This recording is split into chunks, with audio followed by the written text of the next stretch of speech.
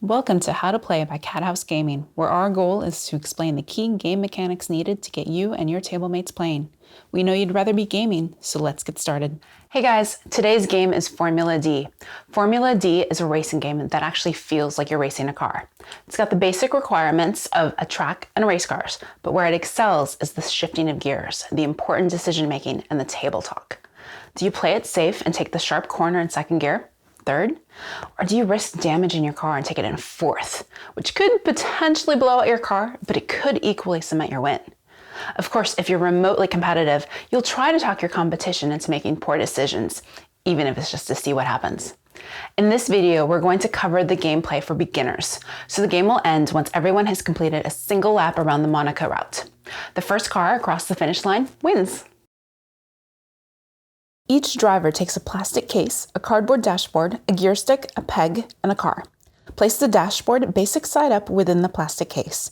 Place the peg in the 18 spot of the wear point tracker and the gear stick in first gear. All drivers roll the black die to determine turn order. The driver who rolled the highest number places their car at the lead starting position. The second highest behind them, continuing down the line until all of the players have placed their car onto the starting lineup. If there's ever a tie, the two players who tied re-roll the die and the higher roller goes first of the two. As you can imagine, getting a bunch of cars from 0 to race speed can be challenging, and so the first round of Formula D has a twist. Each driver rolls the black die to determine how good of a start they have. A roll of a 1 means that the driver has stalled their car and won't be able to move this turn. They will not have to re-roll the black die next round, but they are still forced to start in first gear. A die roll of 2 through 16 is a normal start. These drivers proceed to roll the yellow first gear die and move their cars forward according to the number rolled.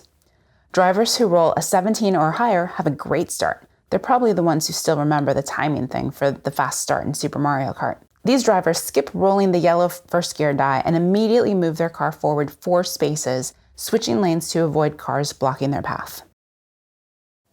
After the initial round, every subsequent round follows the same pattern. Drivers determine turn order based on which car is in the lead. Drivers in the inside lane win all ties. Turn order proceeds from the lead driver to the last, so that lead drivers are less likely to impede other drivers. That said, drivers can and will pass and overtake other cars. Every round consists of each driver taking a single turn. On their turn, the driver examines their location on the track as well as their current gear before deciding if they want to shift up a single gear, stay in their current gear, or shift down a maximum of 4 gears. Drastic downshifting has its cost though. For each gear skipped, the car is damaged by 1 wear point. For example, if I drop down from 6th gear to 4th gear, I've skipped 1 gear and I'll lose 1 wear point. If instead I decide to drop to 3rd gear, I'll lose 2 wear points. The driver announces to the table their decision and rolls the die that corresponds to the gear selected. Whatever the number rolled, that's how far their car will move along the track. The next driver is the person whose car is next along that track who has not yet had a turn this round. They perform the same steps of deciding to shift gears, rolling the appropriate die, and moving their car.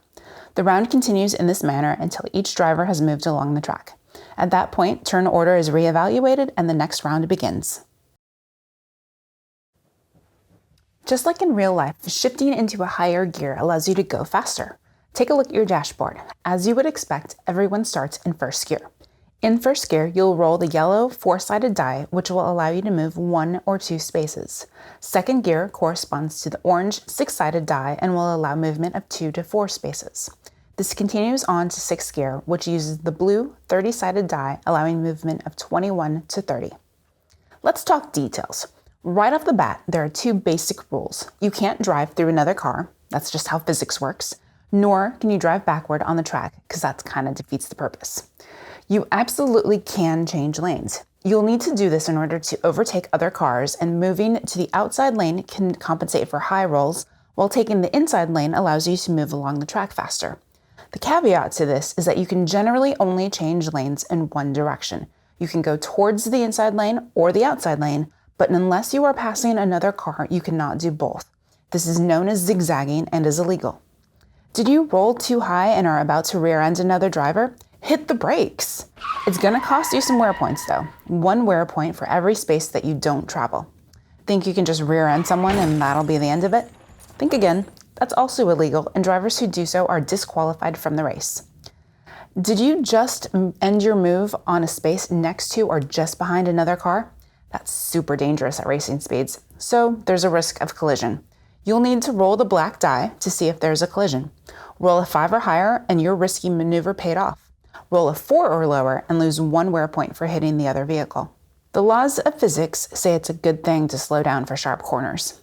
Formula D simulates this by requiring drivers to stop a certain number of times within the corner. Corners are defined by a solid red line at their start and another at their end. They're each labeled in the same manner: name, number of stops required, and the shortest and longest routes within the corner. Now, the race officials understand that this is a race and that accidents happen. We're all going to occasionally overshoot a corner and not quite stop that last time before the red line. Life happens, but you're going to have to pay a penalty of 1 wear point per space traveled past the red line. It's important to note that when coming out of a corner like this, you are doing all you can to control the car and are completely unable to change lanes. If for some reason you're blocked, you must brake and take damage. Now, race official leniency only goes so far. If you don't stop at all in a 2-stop corner, or if you only stop once in a 3-stop corner, you will be disqualified and removed from the game. The last thing to keep in mind is that driving this fast can put a lot of strain on a car's engine. If a driver rolls a 20 or a 30 while in 5th or 6th gear, they strain their engine. They'll finish out their turn, and then all drivers who are currently in 5th or 6th gear will roll the black die to see if they take damage. A die roll of 4 or under costs them 1 wear point. The game ends once everyone has crossed the finish line. Just as in any racing game, the first driver across the finish line wins. Second, third, and all subsequent places are determined as the other drivers cross the finish line. That's a wrap. You now know how to play Formula D. Find your mark, get set, go! And may the best driver win.